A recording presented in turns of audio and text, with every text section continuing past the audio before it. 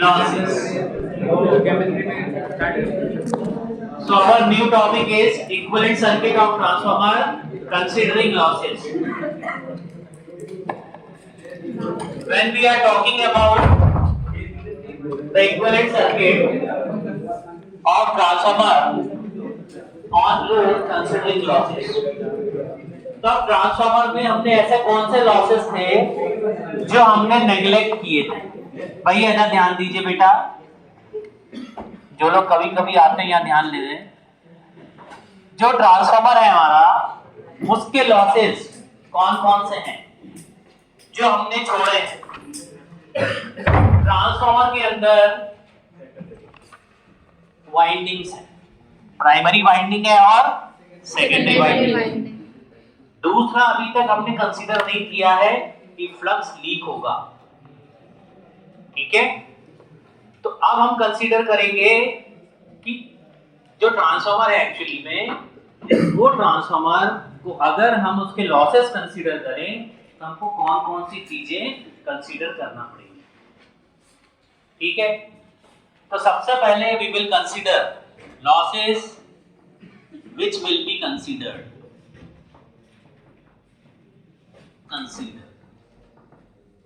Losses जो हम consider करें। Number 1, winding losses. वाइंडिंग कहां पर है? दो साइड, प्राइमरी साइड में और सेकेंडरी साइड, ठीक है? इसमें नंबर 1 है primary winding,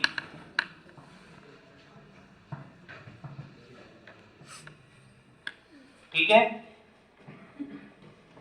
This losses will occur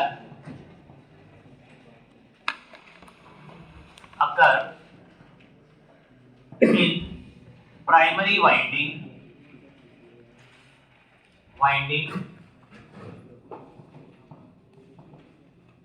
made up of copper,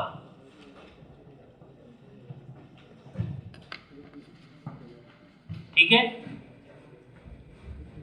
Which will result in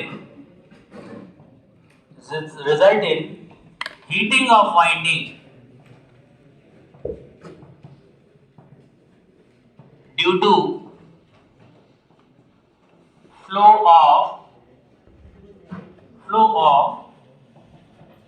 primary current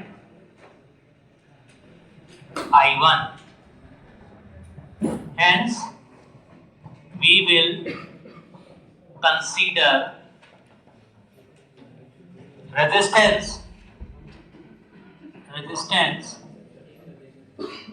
R1 at the primary side for these losses.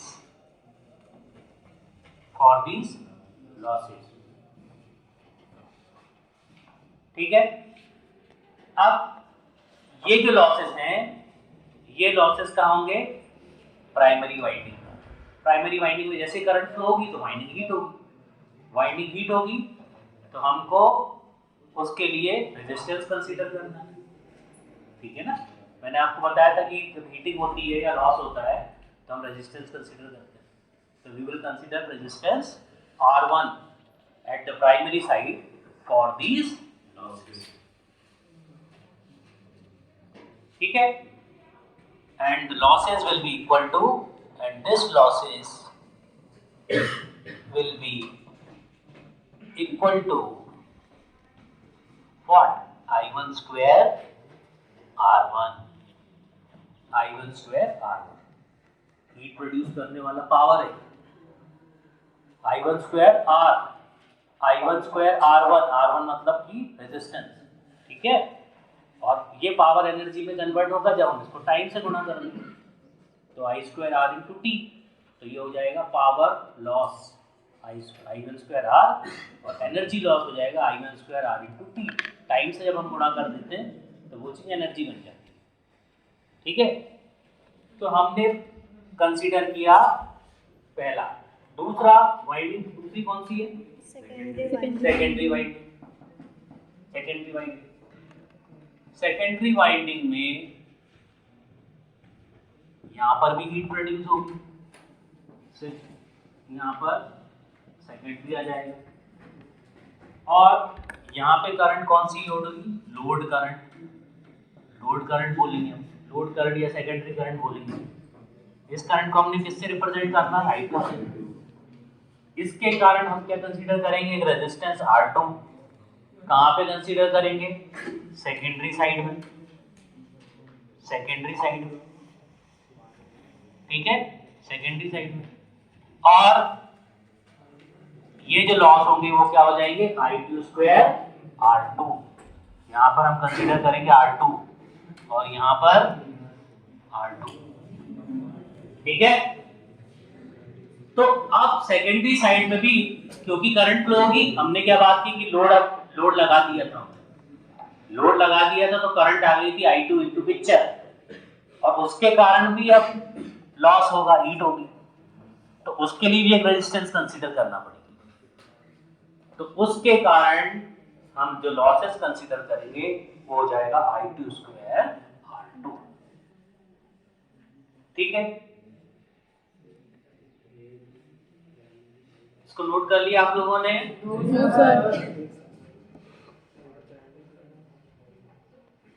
Secondary winding, ये सब secondary हो जाएगा भैया, ठीक है। अब अगर हम बात करें दूसरे लॉसेस की, मतलब और क्या कंसीडर कर रहे हैं, तो अब हम कंसीडर कर रहे हैं लीकेज ऑफ फ्लक्स, ठीक है। फ्लक्स का नुकसान जब हमको दोनों साइड कंसीडर करना पड़ेगा। प्राइमरी साइड में भी कोर है, कोर के ऊपर वाइंडिंग लगी है, तो प्राइमरी में भी उसका कुछ हिस्सा आ रहा है और कुछ हिस्सा उसका सेकेंडरी में भी आ रहा है। दोनों साइड में कोर आ रहा है ना, मैग्नेटिक कोर। तो अब हमारा फ्लक्स का लीकेज तो कहीं भी हो सकता है, तो हम दोनों जगह लीकेज ऑफ फ्लक्स को कंसीडर करेंगे। तो लीकेज ऑफ फ्लक्स नंबर 2, पहला हमने कंसीडर किया वाइंडिंग लॉसेस, अब हम दूसरा कंसीडर करेंगे लीकेज ऑफ फ्लक्स, है ना, magnetic leakage of flux.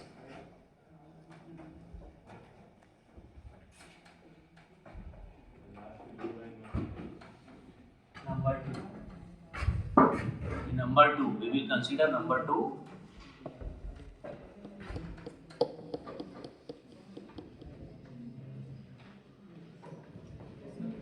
magnetic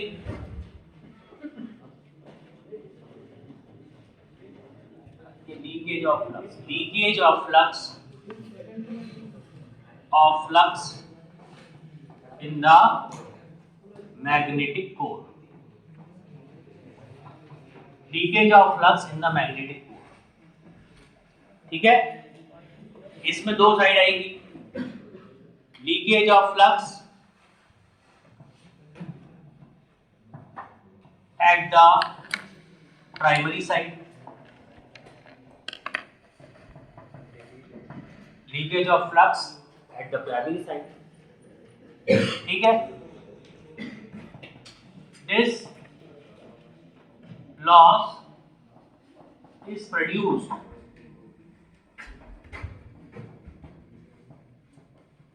due to leakage of flux at the primary side, hence we will consider leakage reactance X1 at the primary side for these losses. Hence we will consider leakage reactance X1 at the primary side for these losses. अब मैंने आपको बताया कि flux का leakage किससे represent करते हैं? Inductance से। और इंडक्टेंस का और एडवांस हम क्या बात करते हैं? Inductive reactance. तो इसको हम बोल रहे हैं लीकेज रिएक्टेंस, क्योंकि लीकेज शब्द है, तो हम चाहें तो इसको लीकेज रिएक्टेंस है ना, लीकेज रिएक्टेंस X1, या आप इसको इंडक्टिव लीकेज रिएक्टेंस भी लिख सकते हैं। इंडक्टिव, इसको भी लिख लेना, इंडक्टिव लीकेज रिएक्टेंस X1। ठीक है। अब second, leakage of flux at the secondary side, इसके लिए हम कंसीडर करेंगे। This loss will produce due to leakage of flux at the secondary side. यहाँ पे सेकेंडरी आ जाएगा, secondary side, and hence we will consider leakage inductive reactance, leakage inductive reactance X2, leakage inductive reactance X2 at the secondary side, leakage inductive reactance at the secondary side, leakage inductive reactance at the secondary side। ठीक है।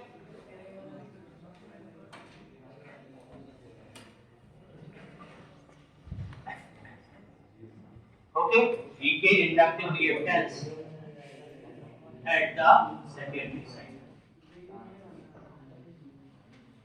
and we will consider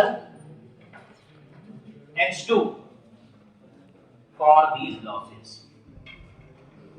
ठीक है, हम X2 consider करेंगे।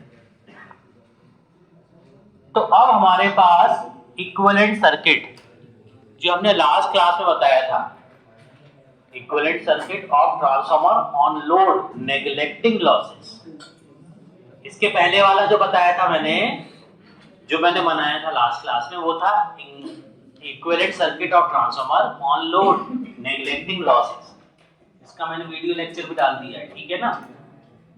ठीक है, जो लोग नए हैं वो मेरे चैनल को एक बार देख लेंगे तो पूरे अभी ट्रांसफार्मर के वीडियो लेक्चर्स मिल जाएंगे, बाकी के भी मैं डाल दूंगा। ठीक है, लेक्चर 1 से लेकर लेक्चर नंबर अभी तक जितने भी है, ठीक है। सब्सक्राइब करोगे तब तो मिलेगा नया लेक्चर। बेसिक इलेक्ट्रिकल बाय वसंत आचार्य सर, इनका सर्च करो, बेसिक इलेक्ट्रिकल बाय वसंत सर। अरे गूगल पे सर्च करोगे, यूट्यूब पे तो आ जाएगा।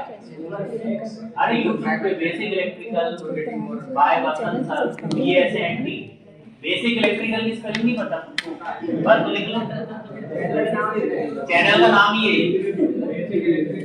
Basic electrical. This is I1 dash and this is V1। ठीक है, this is minus E1। Then this is secondary side, we will consider R2, then X2, then load। This is R2, X2, I2, V2, E2।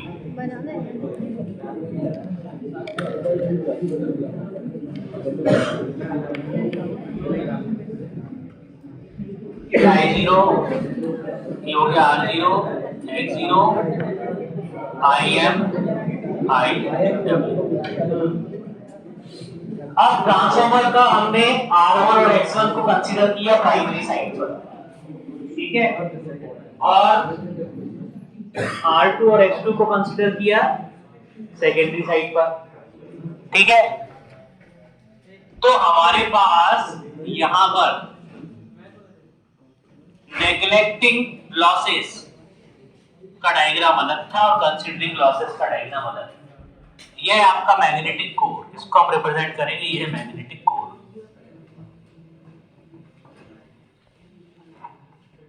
ठीक है, इसको बना लीजिए आप लोग।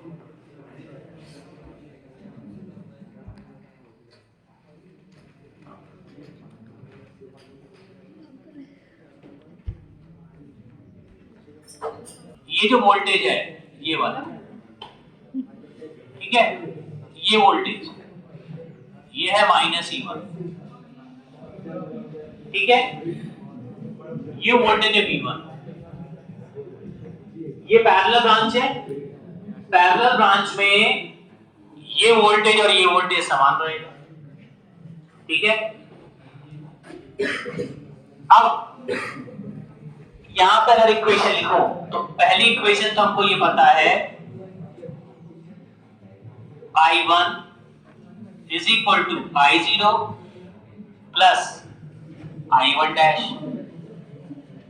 ये दो vector I1 primary current is equal to I0 plus I1 dash, ठीक है, मतलब load component plus no load component. दूसरी इक्वेशन हमारे पास आएगी ये वोल्टेज प्लस ये ड्रॉप, ठीक है, यहां पे ड्रॉप और यहां पे ड्रॉप होगा करंट, ठीक है, तो हम लिखेंगे I1 R1 voltage drop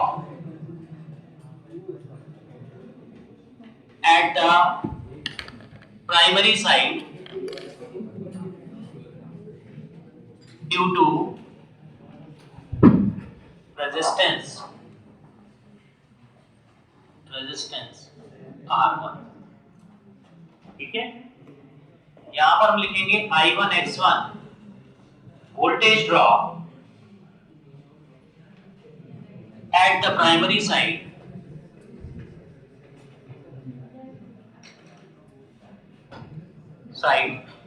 due to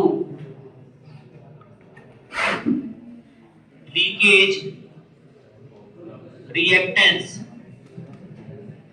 X1।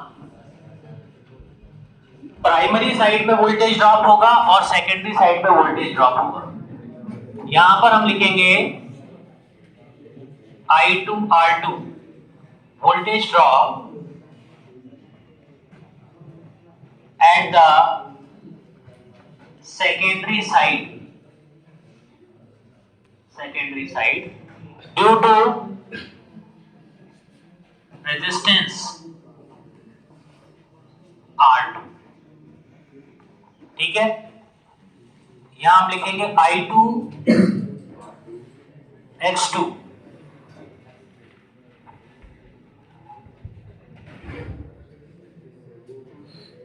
सब वेक्टर्स हैं। Voltage drop at the secondary side due to leakage reactance X2। तो अब क्योंकि हमने लॉस कंसीडर किया है तो लॉस भी बेसिकली क्या करेगा, वोल्टेज का नुकसान करेगा, ठीक है, वोल्टेज का नुकसान करेगा, ठीक।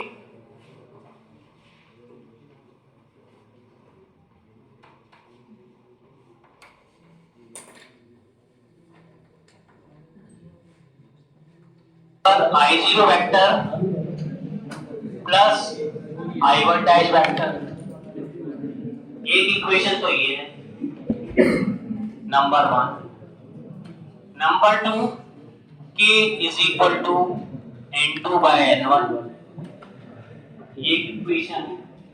Number 3 I1 dash is equal to K times I2, I1 dash is equal to K times I2, ठीक है। फिर नंबर 4 ट्रांसफार्मर की इक्वेशन लिखेंगे प्राइमरी साइड पर, क्या लिखेंगे, -E1 plus I1 R1 plus I1 X1 is equal to V1। जो V1 vector है, अब -E1 प्लस ड्रॉप्स, ठीक है, माइनस E1 प्लस ड्रॉप्स। और सेकेंडरी साइड में क्या होगा, V2 plus I2R2 plus I2X2 is equal to E2, ये होगा, ठीक है। ये आपका E2 by E1, N2 by N1 is equal to E2 by E1, ठीक है।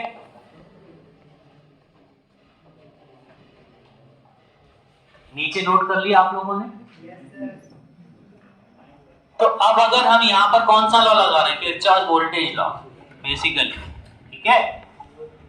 मतलब हमारे पास यहां पर जो टोटल वोल्टेज है प्राइमरी साइड का, वो अब ड्रॉप प्लस इंड्यूस्ड ईएमएफ होगा। फिर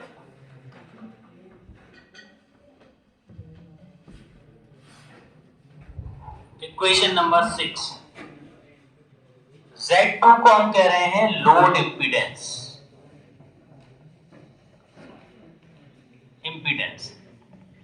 Z2 को हम क्या कह रहे हैं, लोड इम्पीडेंस, या इसको ZL कह लो, ZL लोड इम्पीडेंस, ठीक है।